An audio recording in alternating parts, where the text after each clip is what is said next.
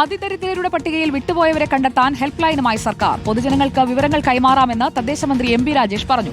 അതിദാരിദ്ര്യമുക്തമായി പ്രഖ്യാപിച്ചതിന്റെ പേരിൽ കേന്ദ്രത്തിന്റെ അരിവിഹിതം കുറയില്ലെന്ന് ഭക്ഷ്യമന്ത്രി ജി.ആർ. അനിൽ വ്യക്തമാക്കി. അതിദാരിദ്ര്യമുക്ത പദ്ധതിയുടെ തുടർ നടപടികളിലേക്ക് കടക്കുകയാണ് സർക്കാർ. ഇനിയും അതിദരിദ്രർ സംസ്ഥാനത്തുണ്ടെങ്കിൽ അവരെ കണ്ടെത്താനാണ് ശ്രമം. ഇതിനുവേണ്ടിയാണ് ഹെൽപ്പ് ലൈൻ തുടങ്ങാൻ സർക്കാർ തീരുമാനിച്ചിരിക്കുന്നത്.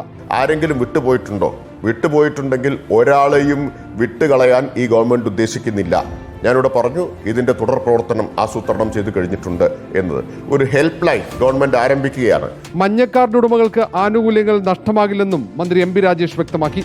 സംസ്ഥാനം അതിദാരിദ്ര്യമുക്തമാകുമ്പോൾ കേന്ദ്ര അരിവിഹിതം കുറയില്ലെന്നാണ് മന്ത്രി ജി.ആർ. അനിലിന്റെ ഉറപ്പ്. ഇതുവരെ ലഭിച്ചിരുന്ന അരിവിഹിതം നഷ്ടപ്പെട്ടു പോകും, നമ്മൾ നേടിയ നേട്ടത്തിൻ്റെ ഫലമായി എന്നൊരു പ്രചരണം പ്രതിപക്ഷം അഴിച്ചുവിടുന്നുണ്ട്.